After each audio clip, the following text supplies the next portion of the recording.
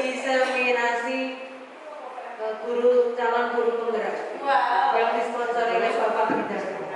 Kepada Bapak Midarno, SPD, MPD kami persilahkan. Selamat datang di sini ya Bu ya. Selamat datang para terlibat. Mari belajar bersama, berkolaborasi, saling mendukung demi mewujudkan disiplin positif di SDIT Salsabila kita cinta. Hari ini Bapak Ibu kita akan berbicara tentang budaya positif Bapak Ibu ini. Karena nanti di PMN Bapak Ibu ini ada materi budaya positif. Nanti bagi yang pengen slide-nya nanti akan saya bagikan untuk budaya positifnya. Nanti bisa untuk action-nya Bapak Ibu bisa nanti diunggah. Baik Bapak Ibu, untuk budaya positif yang pertama, apa itu budaya positif? Yaitu nilai-nilai dan kebiasaan di sekolah yang berpihak pada peserta didik agar mereka dapat berkembang menjadi pribadi yang kritis, penuh hormat dan bertanggung jawab. Tentu Bapak Ibu menginginkan putra putri yang Bapak Ibu ajarkan menjadi seorang yang kritis ya Bapak Ibu, hormat tetapi juga bertanggung jawab. Konsep budaya positif ini dibagi menjadi 5 Bapak Ibu. Yang pertama nanti ada perubahan paradigma dalam mengajar. Yang kedua konsep disiplin positif. Yang ketiga motivasi perilaku manusia. Yang berikutnya keyakinan kelas.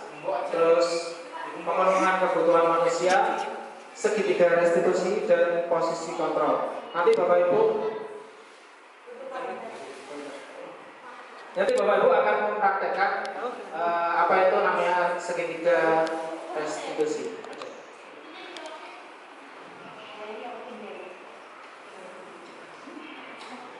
Nah, perubahan paradigma yang pertama, perubahan paradigma dalam mengajar Bapak Ibu.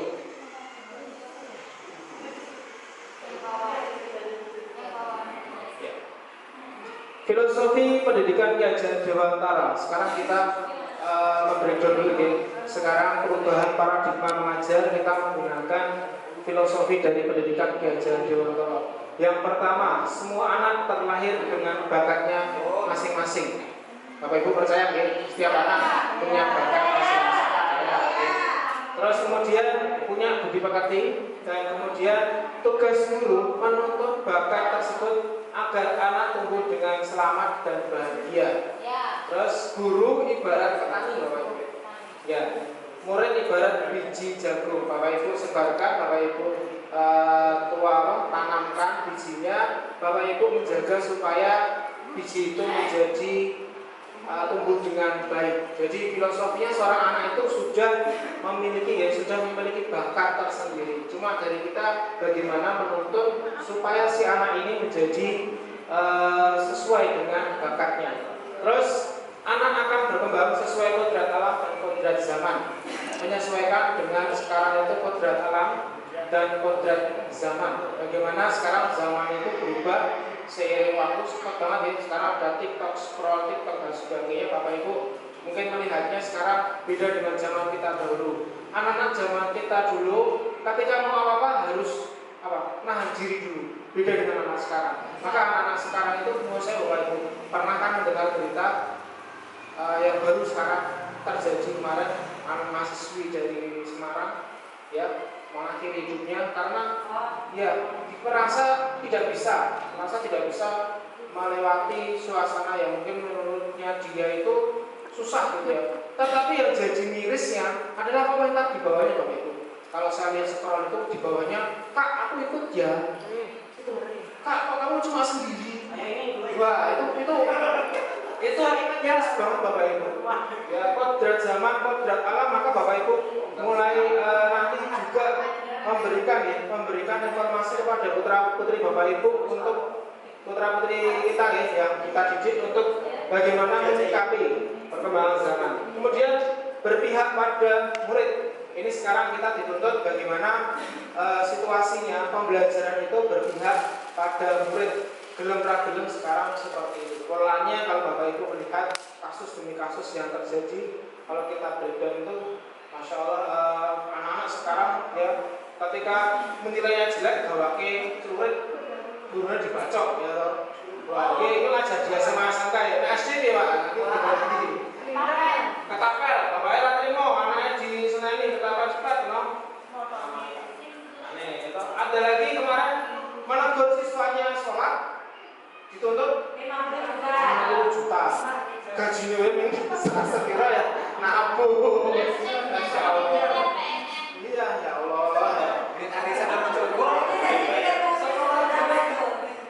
Ya, miris Bapak Ibu, untuk sekarang ini kondisinya mau saya lihat kita berbeda.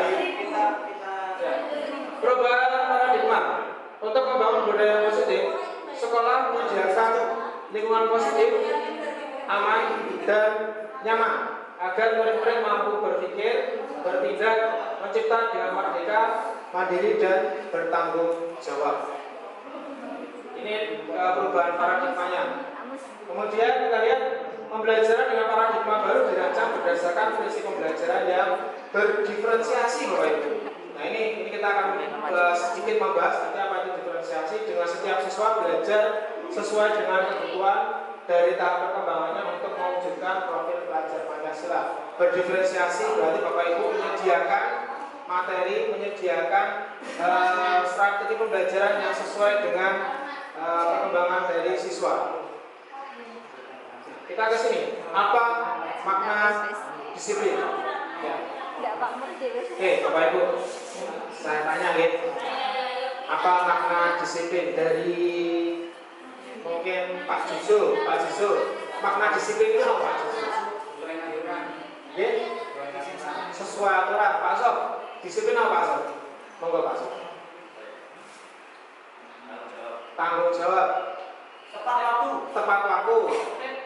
Tertib. Pak Mul. Tidak pelin-pelan. Monggo Bu. Ini apa artinya?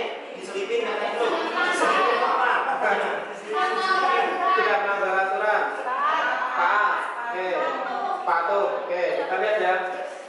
Oke. Tertib benar ya Bapak Ibu, teratur, patuh pada perintah dihubungkan dengan hukuman. Nah, ini kita breakdown ke hukuman sama nanti adanya konsekuensi. Justru itu adalah salah satu alternatif terakhir dan kalau perlu tidak digunakan sama sekali. Ini pendekatannya sekarang tidak lagi menggunakan, kalau yang kemarin tidak lagi menggunakan model hukuman. Untuk mencapai kemerdekaan, konteks pendidikan kita pada saat ini dan menciptakan murid yang merdeka, syarat utamanya harus ada disiplin diri yang memiliki motivasi internal, maka kita memerlukan pihak lain untuk mendisiplinkan kita. Nah, teori motivasi perilaku manusia eksternal, motivasi eksternal ya.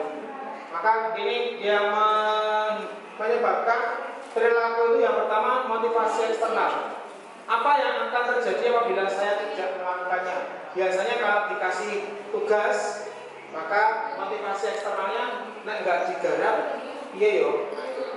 Dua, motivasi juga dari eksternal ini teman ya, namanya eksternal juga. Kemudian apa yang saya dapatkan apabila saya melakukannya? Biasanya melakukan sesuatu dapat apa? Nilai, reward ya, ya. Terus motivasi internal, saya akan menjadi orang yang seperti apa apabila saya melakukannya.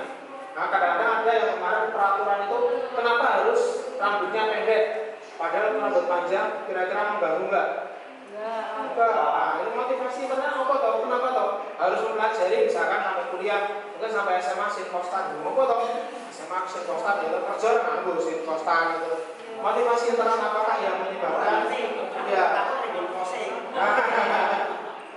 Sampai sekarang ada nggak Bapak Ibu memanfaatkan? Mungkin ada, tetapi Bapak Ibu motivasi internalnya apa? Kalau ada cerita nih Bapak Ibu, ketika sekolah sampai kemudian selesai, motivasi internalnya dia belum ketemu. Tapi ketika orang ini dihadapkan untuk bekerja, nah ini dihadapkan pada bekerja, dia bekerja di bagian membuat tas. Disuruh ngitung panjang kali lebar, kemudian berapa yang dibutuhkan. Akhirnya dia paham kenapa saat ini harus mempelajari ilmu matematika. Jadi mana motivasi internal dari seseorang untuk melakukan. Ya. Konsep disiplin dengan identitas gagal. Hukuman itu membuat tidak nyaman. Murid menjadi takut, kemudian memaksa, murid menyembunyikan kesalahan, dan murid rendah diri. Penghargaan, ini menurut saya ya, nanti kita juga coba untuk berdiskusi. Katanya, menurut penghargaan ini akan merusak hubungan, mematikan kreativitas, menghukum, dan tidak efektif. Kok bisa? Nah, ini kita sambil diskusi nanti. Kenapa penghargaan itu kok bisa merusak hubungan? Kenapa? Misalkan Bapak Ibu, ada anak satu yang pintar ya, dikasih hadiah. Anak yang lain oh kayak mana? Atau kita sering muncul Roma, maju bersakat. Lagi Roma, maju. Roma, terus itu murid jalan apa? Kayak mana?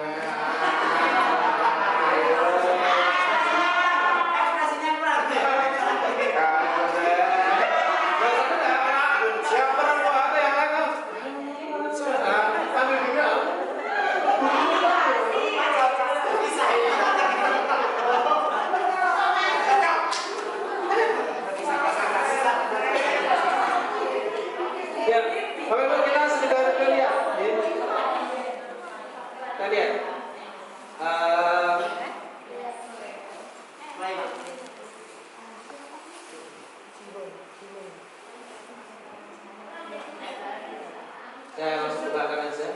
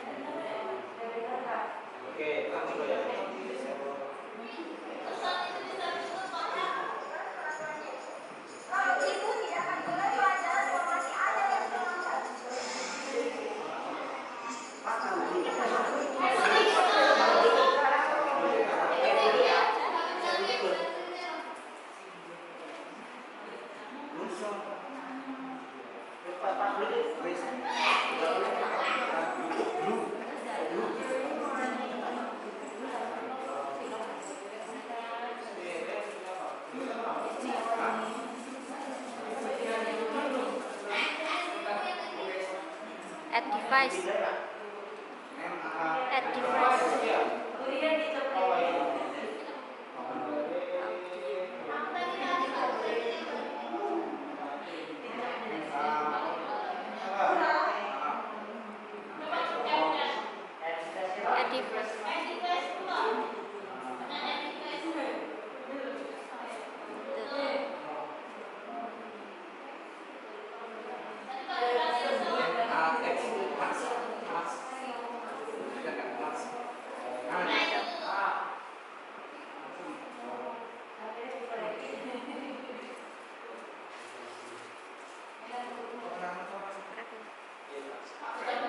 Volumenya Pak, volume juga dulu.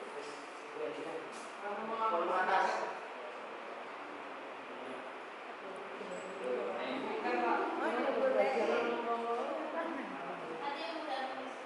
Lagi loh, pun. Kan sama kalian semua. Kalau ibu sengaja mengambil jam pertama untuk mata pelajarannya ibu, untuk melatih kalian disiplin. Kalian tahu kan peraturannya ibu? Alif. Ibu sudah pernah bilang kan sama kalian semua. Kalau ibu sengaja mengambil jam pertama untuk mata pelajarannya ibu, untuk melatih kalian disiplin. Kalian tahu kan peraturannya ibu? Kalau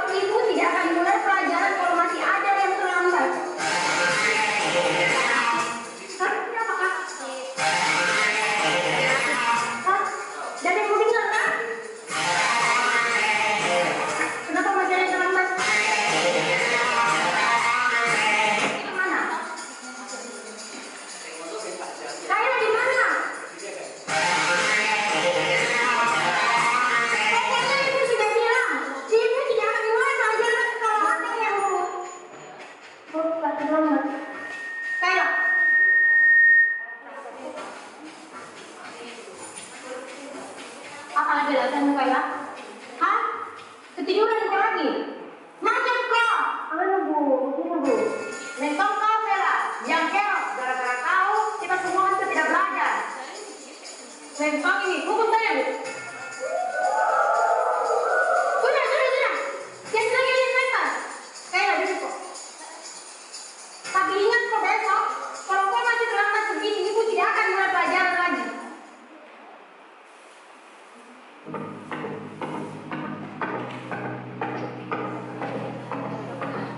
Selamat pagi anak-anak.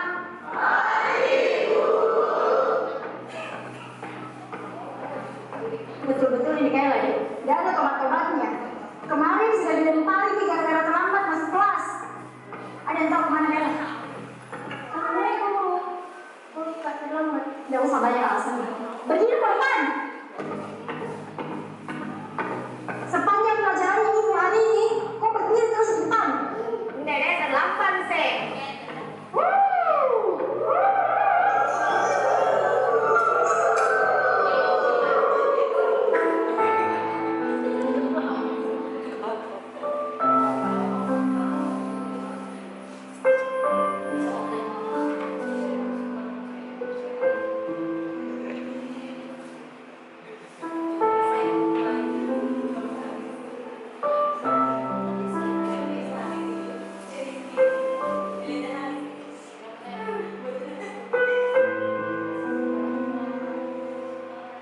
Sudah 1 jam lebih ini Kaila tidak datang. Kira-kira ada yang tahu kemana Kaila? Mungkin hari ini tidak masuk ibu, karena aku tidak kasih surat ke orang tuanya.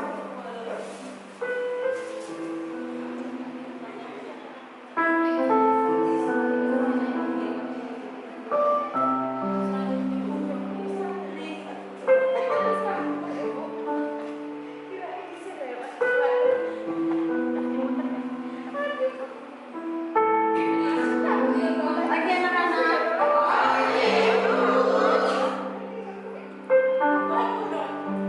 Masuk ke kelas. Udah terlambat apa lagi? Kaila ke depanku. Kenapa bu? Berdiri polisi. Hari ini saya tidak terlambat kok dan tidak sempat buku. Kok tidak masuk kok?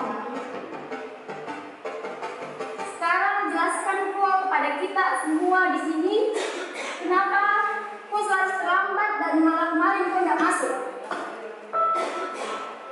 Kaila, jelaskan kau. Bicara kau. Kaila. Maafkanlah teman-teman. Karena gara-gara saya, kalian semua tidak belajar. Hari pertama, saya terlambat karena mamaku demam berdarah.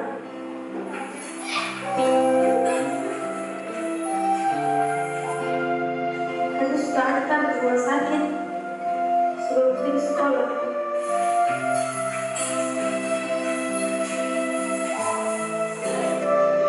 Hari kedua, saya terlambat ke sekolah karena harus ke rumah sakit. Setelah mengatakan mamaku baru saya ke sekolah.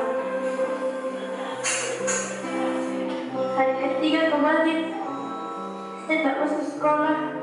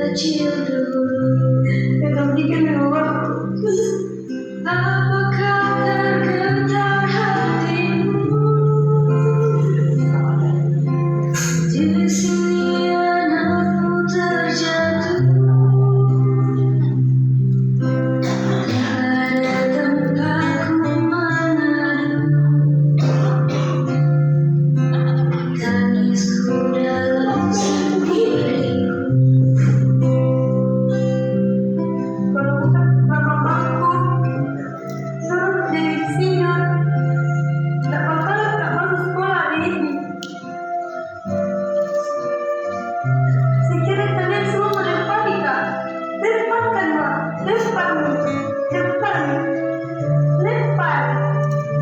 Secara kita membuka hukum baru.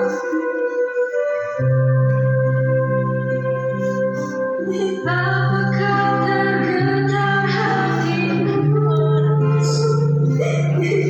Di sini anakku terjadi.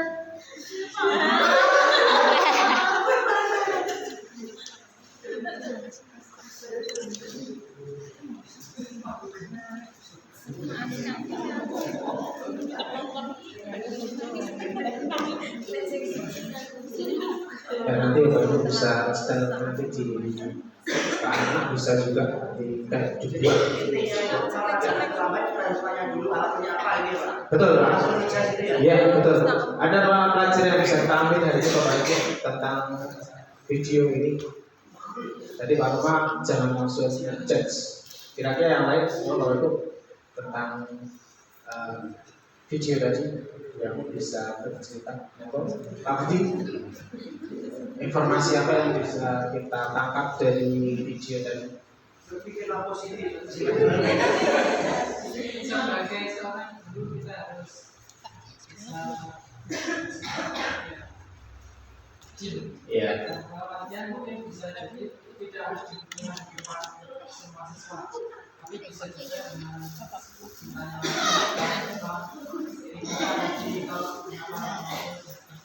sehingga tidak langsung dengan mengejar siswanya langsung mengambil. Iya. Sehingga tidak langsung dengan mengejar siswanya langsung mengambil. Iya.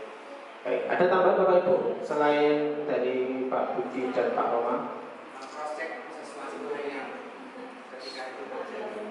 Memproses sesuatu ketika itu terjadi. Jadi tidak langsung kita judge. Tadi terjadi bullying juga ya Bapak Ibu di situ, baik dilakukan oleh guru maupun dilakukan oleh siswanya. Baik, kita ke keyakinan kelas Bapak Ibu. Di sini keyakinan kelas di dalam aturannya mungkin di Bapak Ibu mungkin Bapak Ibu langsung akan membuat bahwa peraturannya A, B, C. Ya. Kamu terlambat, kamu akan dihukum. Kamu terlambat, kamu akan mendapatkan konsekuensi. Tetapi di sini kita akan mencoba Bapak Ibu nanti Bapak Ibu bisa beraksi, ya, menggunakan aksi nyata itu nanti bisa diunggah di PLN juga untuk bagaimana keyakinan kelas ini. Keyakinan kelas ini pada dasarnya adalah nilai-nilai kebajikan.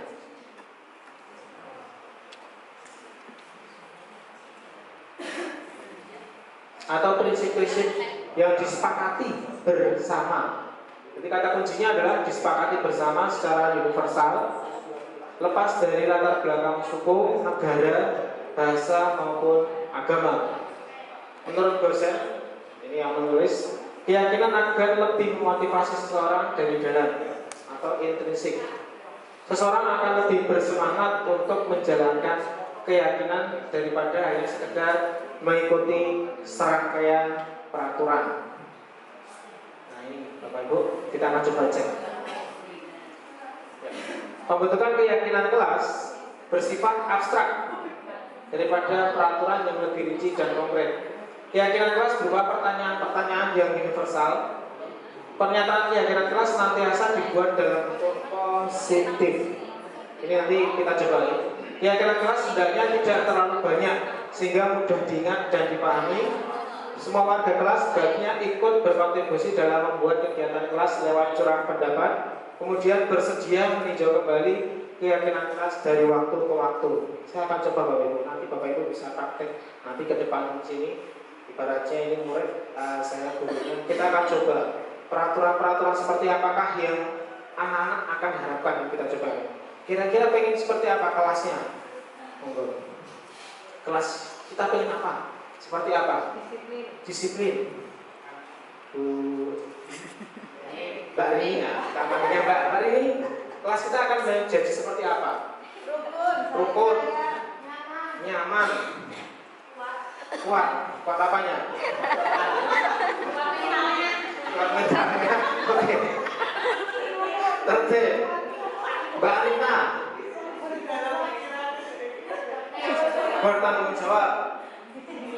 disiplin, bersih, nyaman. Kelasnya nyaman. Apalagi yang ini dibentuk? Menyenangkan. Jam kos Bu ya. Kelasnya pengen seperti apa? Mas Rom. Bebas tapi sopan. Bebas tapi sopan. Oke, pakai kaos boleh? Boleh. Boleh. Bebas tapi sopan gitu. Oh, Molo. Mas Mul. Disiplin. Ada. Apa? Rajin. Masuk. Aktif. Mas Sati. Indah. Ahlinya ya. Mas Budi. Menghargai pendapat. Mas.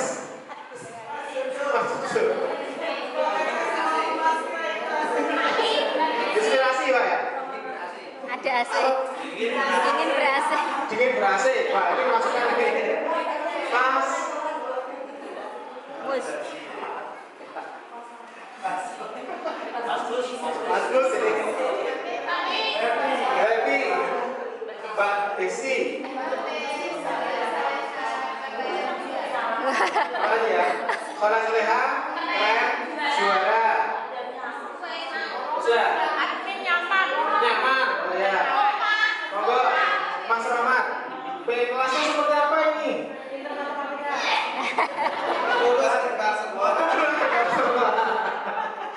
Mas Zai. Menyenangkan. Oke, kita akan coba. Tadi sudah semua ya, dari satu-satu ini akan kita coba. Sekarang dibuat puisi. Buat puisi. Boleh dulu.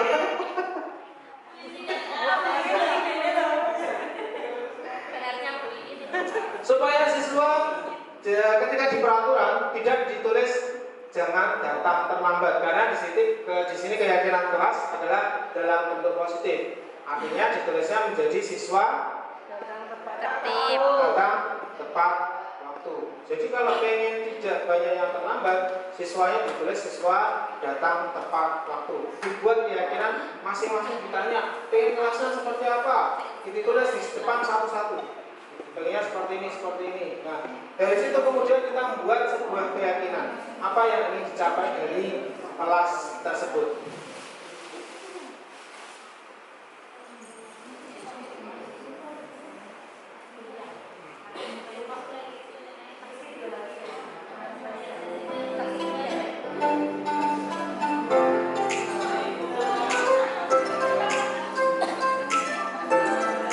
Saya coba dibuat di kelas ini. Muncul.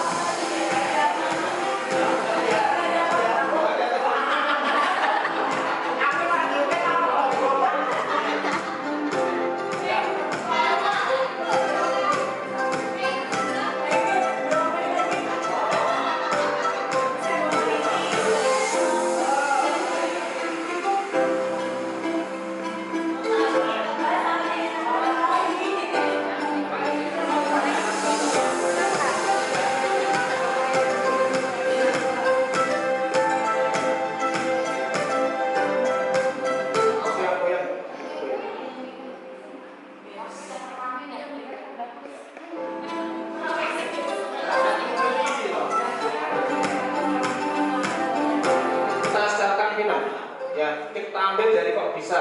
Jika dunia tanpa aturan, jadi siswa menonton kayak apa dunia ini kalau tanpa aturan, biar mereka memahami.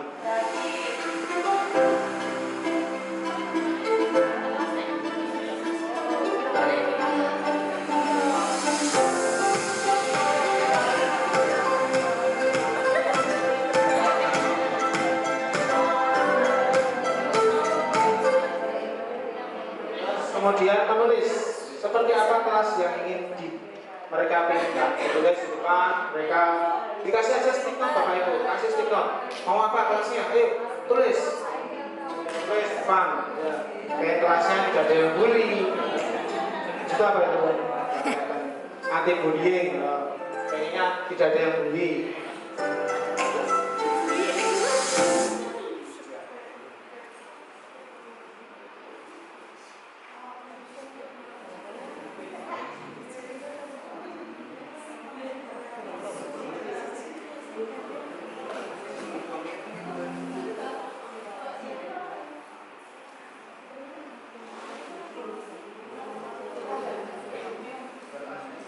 Ya, di sini Bapak Ibu peraturannya adalah selalu kembalikan buku ke tempatnya. Keyakinan kelas yang ingin dituju tanggung jawab. Dilarang mengganggu orang lain. Kita rubah menjadi menghormati orang lain dan diri sendiri. Hadir sekolah 15 menit sebelum pembelajaran dimulai. Menghormati orang lain tujuannya, komitmen pada tujuan. Dilarang melakukan kekerasan. Untuk apa? Untuk keselamatan. Ya. Dilarang menggunakan narkoba. Keyakinan kelas yang dituju apa? Kesehatan. Bergantian menunggu giliran. Apa yang ingin dituju? Menghormati orang lain, sabar. Jangan berlari di kelas. Apa yang ingin dituju? Supaya apa? Keselamatan, keamanan yang ingin dicapai. Terlanjut ke tindakan guru. Nah, Bapak Ibu saya tanya ini yuk. Kita coba untuk melihat. Nomor 1, mencatat 100 kali dalam buku kalimat. Saya tidak akan terlambat lagi karena terlambat ke sekolah. Masuk hukuman atau konsekuensi. Yuk, kita coba. Nah, saya kemarin ini sama siapa ini ya? Kita coba. Monggo Mas Mul. Masuk hukuman atau konsekuensi? Hukuman. Nomor Pak Mas Roma. Hukuman atau konsekuensi? Yang pertama. Hukuman. Yang berikutnya nomor 2, Pak Budi. Lari mengelilingi lapangan basket 2 kali karena terlambat hadir di sekolah. Hukuman atau konsekuensi? Hukuman. Oke, Pak Syafiq. Nomor 3, murid push up 15 kali karena tidak menggunakan masker ke sekolah. Hukuman dari ibu sekarang. Mengganti kertas tugas teman yang telah dicoret. Konsekuensi. Oke. Membersihkan tumpahan air di meja tulis karena tersenggol. Konsekuensi. Meminta murid tidak mengenakan sepatu harian di sekolah karena tidak menggunakan sepatu hitam. Hukuman atau konsekuensi? Hukuman. Tergantung aturannya itu Pak.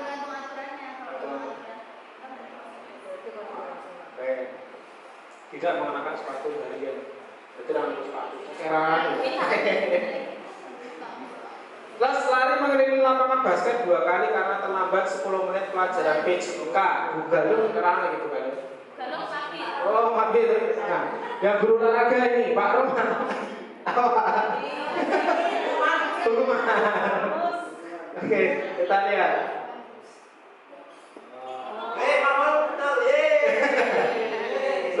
Kenapa yang lari mengelilingi lapangan basket 2 kali karena terlambat masuk pelajaran PJK berupa konsekuensi karena pas pelajarannya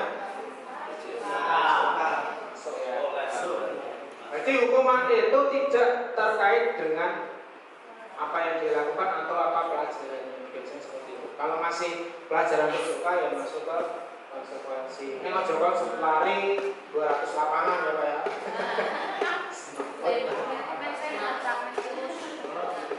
Perbedaan hukuman dan konsekuensi Bapak Ibu. Hukuman sesuatu menyakitkan harus terjadi. Jadi siswa itu merasa ya itu tadi harus terjadi dan itu merasa siswa itu ada trauma biasanya loh ya, karena ini hukuman kayak tadi. Sesuatu harus terjadi juga konsekuensi tetapi tidak harus menyakitkan Bapak Ibu. Jadi kayak tadi misalkan menumpahkan air ya dilap dibersihkan. Membuat anak sakit baik fisik maupun hati untuk jangka lama itu hukuman.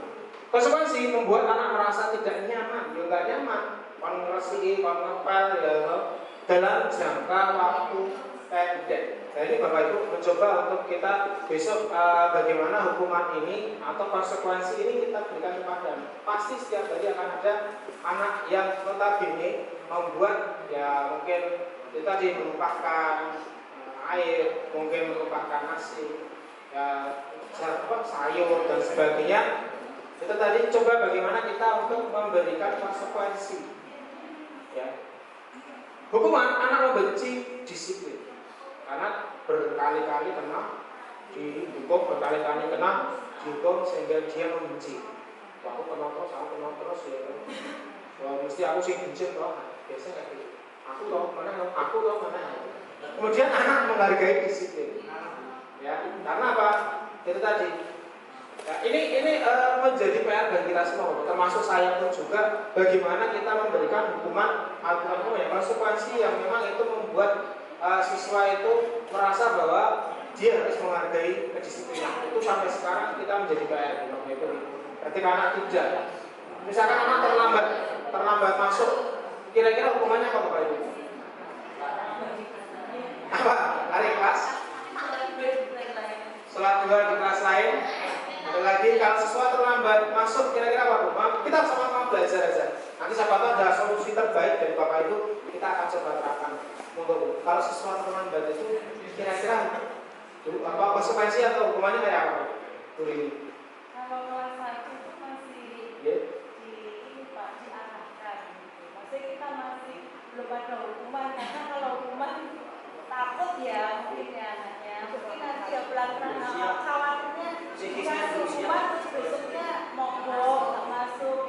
Mungkin kalau ya memang ada yang terlambat ya Pak, sampai sekarang kayak ada 2 anak siswa dan saya tanya itu ternyata kesalahan orang tuanya buat pesanan atau pesanan dulu, akhirnya anaknya yang jadi korban terlambat masuk sekolah. Jadi saya ya hanya pesan ke anaknya dan setelah itu saya juga mendapatkan orang tua. Mungkin hanya ada apa sama anaknya dan orang tua. Cuman Kalau kelas atas, ya kelas atas Pak Budi, kalau siswa terlambat itu kira-kira gimana Pak? Misalkan kalau Bu Rini tadi kita dekati orang tuanya, kita tanya kenapa terlambat itu. Nah kelas atas gimana Pak Budi?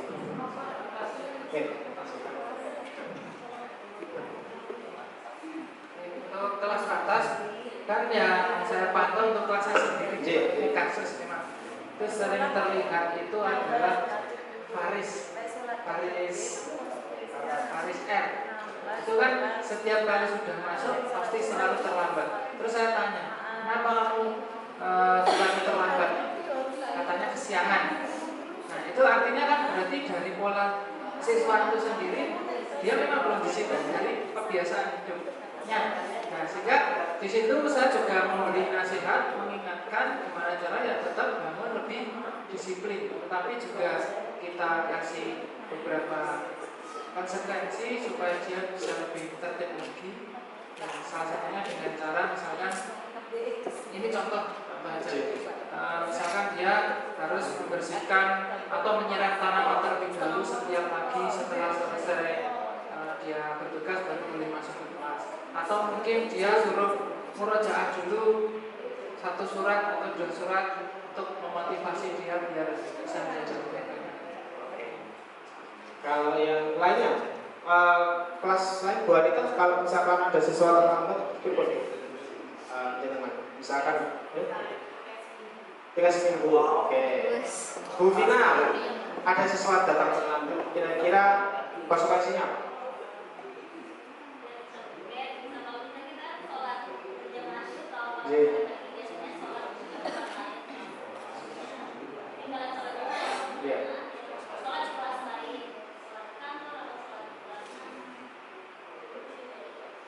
Jadi sholat di tempat lain nih, Bu Lia, sama. Sholat di kelas lain. Ada tindakan untuk anaknya kira-kira apa gitu?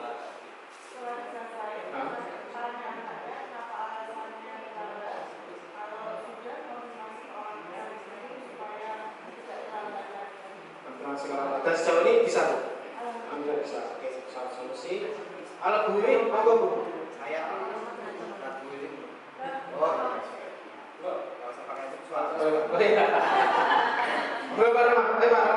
Kalau saya selama di kelas 4 ini alhamdulillah tidak pernah menghukum anak karena terlambat. Karena saya sudah sering terlambat. Makanya, tapi kalau misalkan anak terlambat sampai beberapa kali tadi agak kuliah, jadi kita konfirmasi. Tapi kalau misalkan cuma sekali itu kan menurut saya itu sesuatu yang wajar. Karena gurunya saya lihat juga banyak yang absen terus ngalih baru ini terlambat.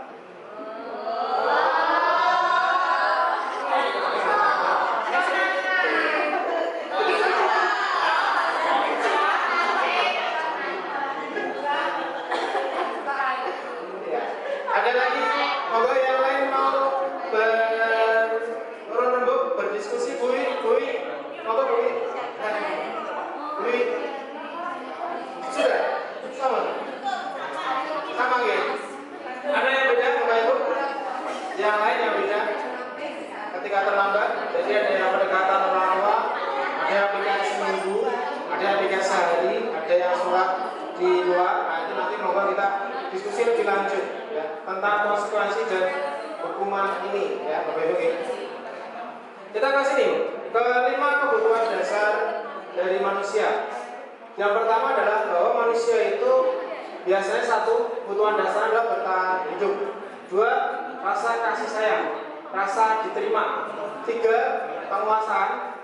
4 kebebasan. Dan yang kelima kesenangan. Apa itu? Kita coba. Bertahan hidup. Kebutuhan manusia bersifat fisiologis untuk bertahan hidup, misalkan sehat, rumah, makanan, apa, sandang, pangan, Bapak Ibu.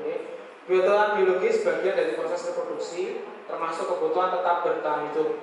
Komponen psikologis pada kebutuhan ini meliputi kebutuhan akan perasaan aman. Jadi biasanya anak-anak itu kenapa dia terlambat itu karena biasanya kasih sayang.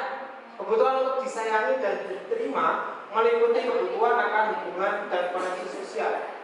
Kebutuhan untuk memberi, menerima kasih sayang, dan kebutuhan untuk merasa jadi bagian dari suatu kelompok.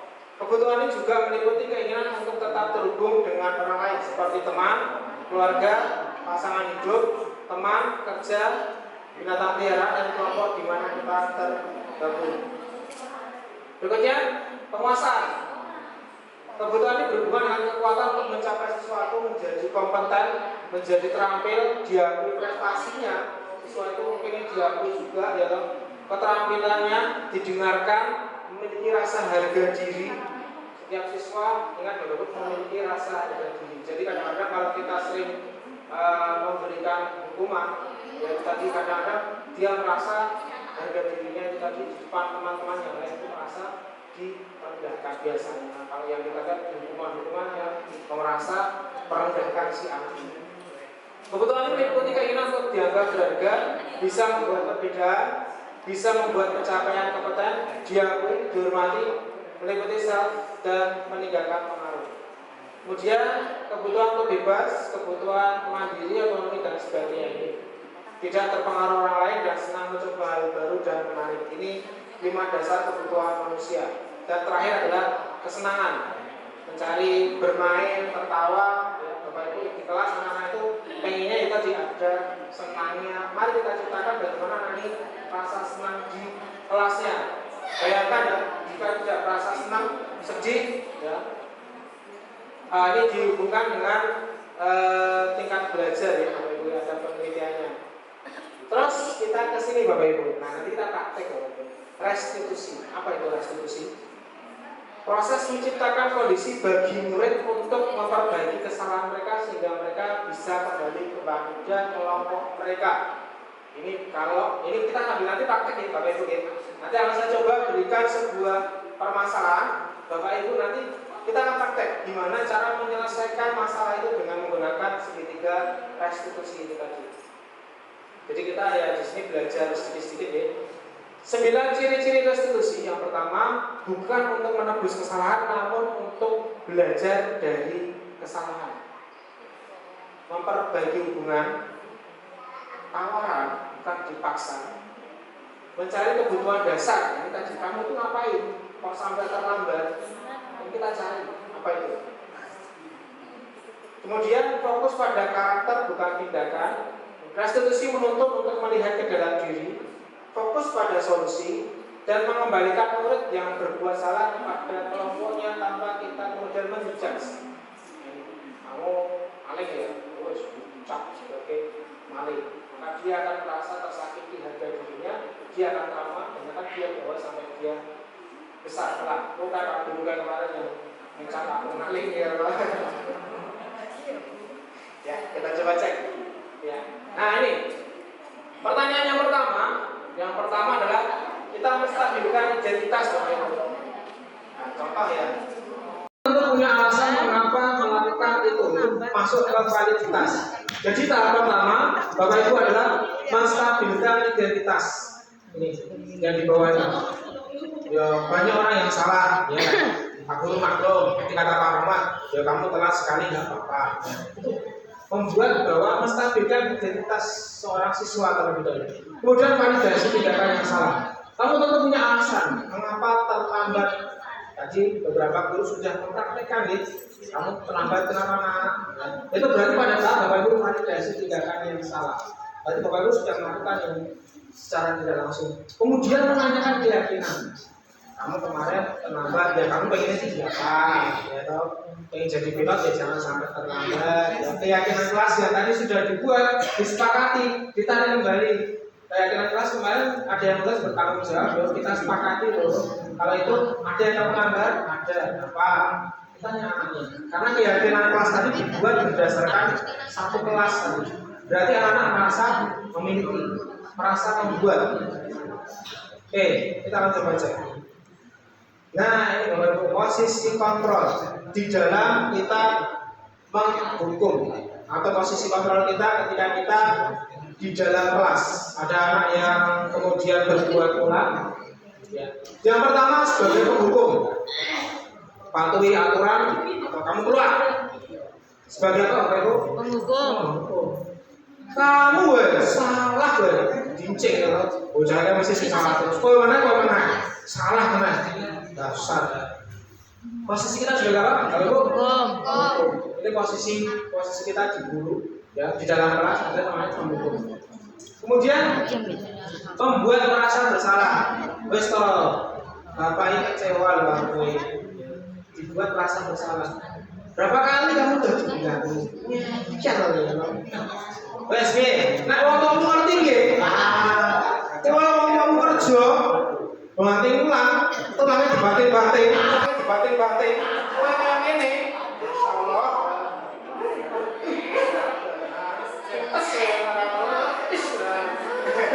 Buat merasa bersalah, merasa bahwa hidup orang tua itu jadi posisi kita sebagai seorang yang membuat merasa bersalah. Mau anak juga merasa bersalah terus. Iya. Kemudian berikutnya sebagai teman ada loh Bapak Ibu yang seperti ini juga. Ayolah, anak-anak, ayo, anteng ya, bantu bapak, jadi apa? Apa biasanya dari kaki, ayo anak-anak, apa dari mana datang?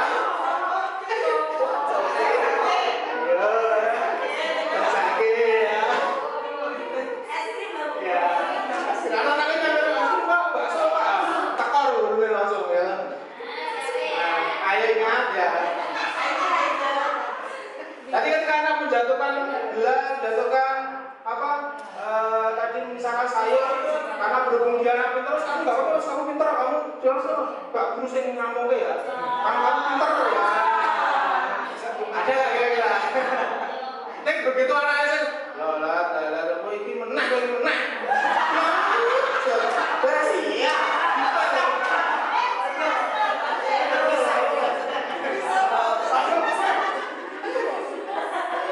Ya, kalau ini kadang kita seperti itu, karena merasa ya, saya pun juga seperti menang ya,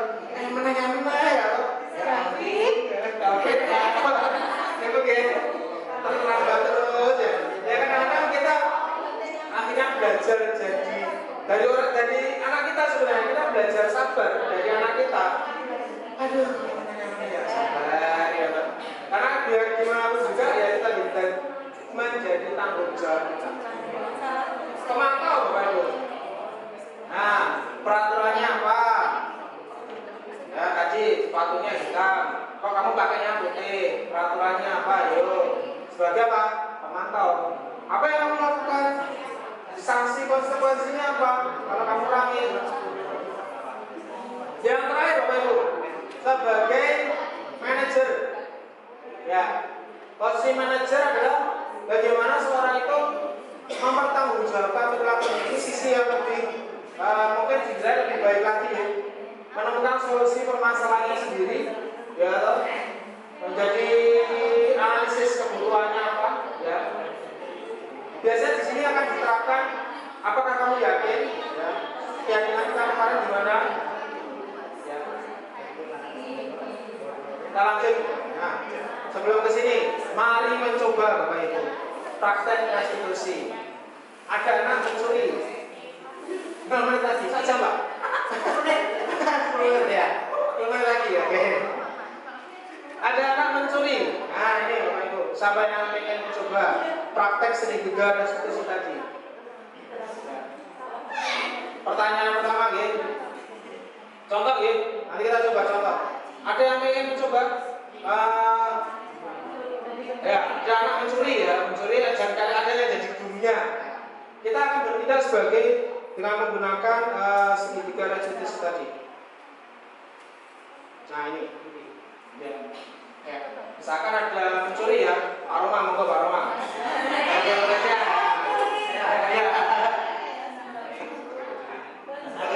Ya, mana yang pertama mencuri ya? Ada lagi gurunya? Kita coba nih Pak Ibu ya.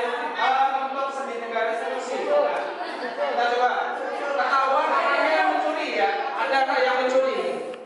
Terus kamu ditanya. Sama gurunya ini. Pak Susu.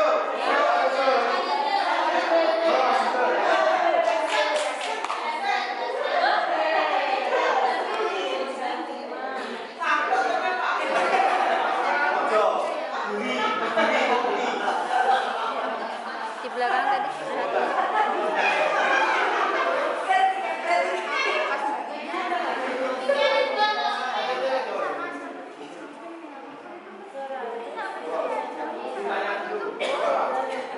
Kenapa Pak mencuri?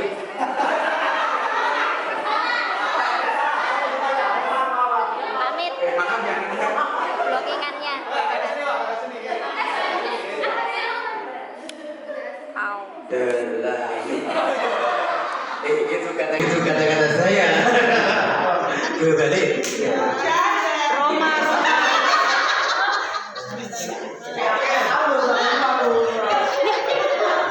Gilga. Saya mencuri. Oh, belum ya.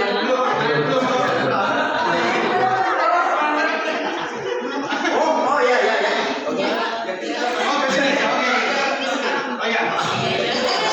Langsung diduduk wae. Saya mencuri dulu.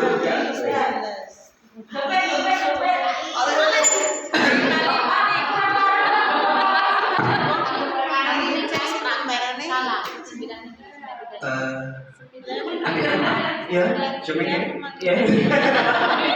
Kamu ya? Cuma kiri. Oh iya. Takut ya? Enggak. Padahal Pak itu menakutkan nggak? Tapi nggak takut. Oh, alhamdulillah. Takut. Maaf Pak, saya mencuri. Sudah ya? Sudah. Oh belum. Oh, ya. Tadi waktu lihat pas Pak Guru masuk, kamu melakukan sesuatu. Itu apa yang kamu lakukan? Saya membenerin kabel Pak.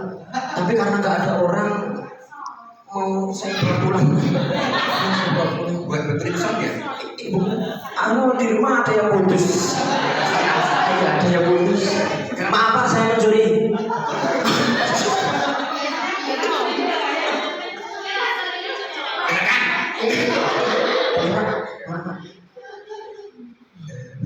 Iya.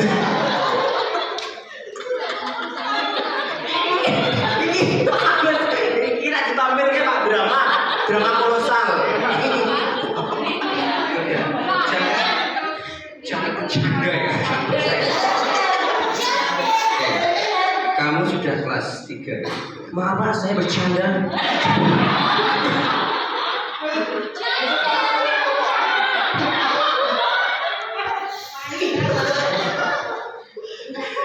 Serius sebenarnya, karena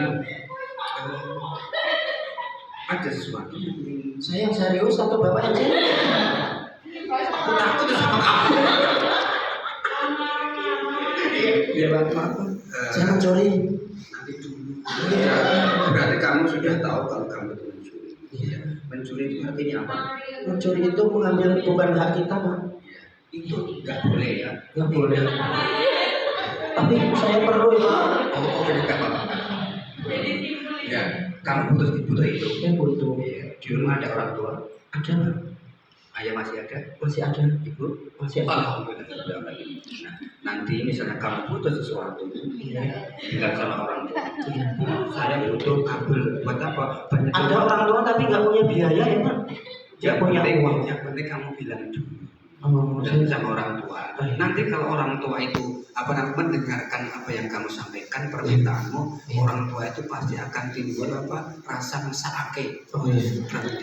Ternyata anaknya butuh seperti ini. Nanti orang tua akan berusaha supaya anaknya itu mempunyai yang diinginkan supaya dia tidak mengambil kepunyaan orang lain gitu. Saya sudah bilang 3 kali tapi nggak dibeliin nih Pak, nggak dibeliin baru menabung.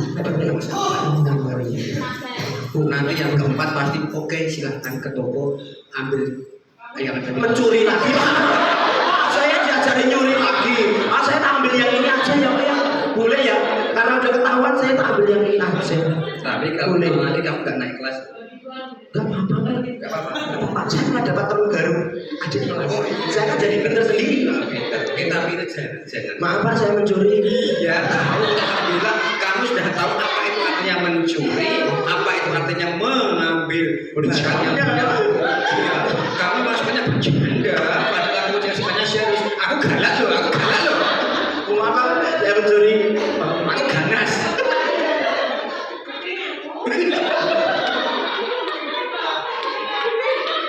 Moga-moga sudah ada di partner ya. Saya nggak tahu. Besok dia tak isi palsu. Serius. Ya. Sekarang begini ya. Mak, saya jangan dipanggil polisi Pak. Saya nggak jadi nyuri.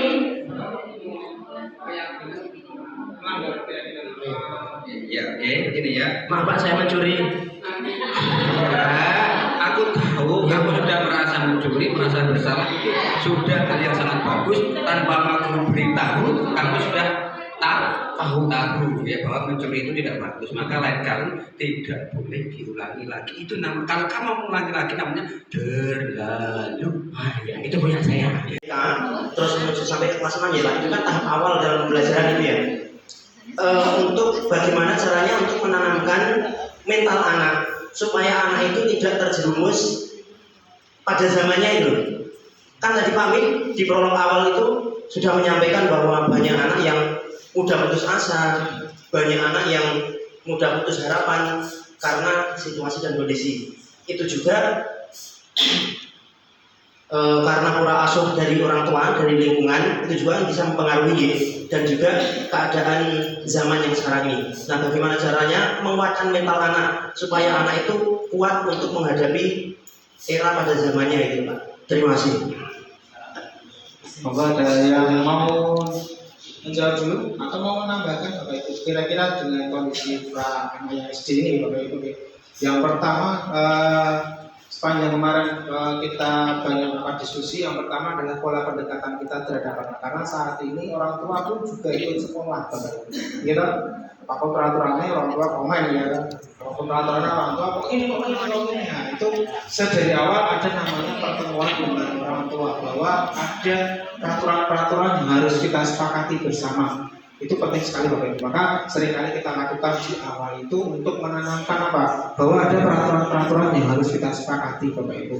Contoh yang paling kecil yang bisa kita lakukan adalah kita memulai ketika ada tugas, anak bertanggung jawab untuk mencatat tugasnya itu. Karena sekarang dimanjakan. Ya tahu Bapak Ibu, orang tugas, uang tuanya masih jual beli. Bisa grup, nah itu. Nah, dari awal ini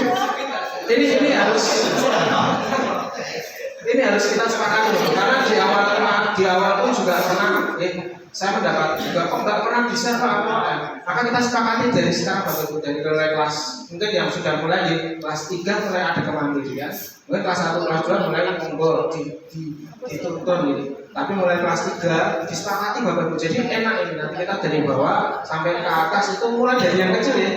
Mulai dari tugas itu anak-anak bertanggung jawab dulu. Ini anak-anak akan kemudian tidak manja. Karena yang sekarang terjadi adalah anak dimanjakan oleh informasi, dimanjakan orang tua, sehingga ketika dia berhadapan dengan sesuatu mentok. Nanti mau kita sepakati aja Bapak Ibu dari yang kecil ini ya. Nah, jadi kisah di kelas 6 juga enak. Ada tugas ya, anak-anak catat. Nanti agak gimana Pak? Kita bukan kita malas untuk men-share ya Bapak Ibu, tetapi tugas-tugas secara di mata pelajaran ya ada IPA suruh bawa ini. Ya, itu anak-anak biar dilatih untuk bertanggung jawab. Itu hal yang kecil yang bisa kita lakukan. Mungkin nanti di lain kali kita akan berdiskusi panjang. Oke, itu ya, Bapak Ibu ya, terima kasih waktunya, terima kasih kehadirannya. Saya ucapkan terima kasih. Assalamualaikum warahmatullahi wabarakatuh.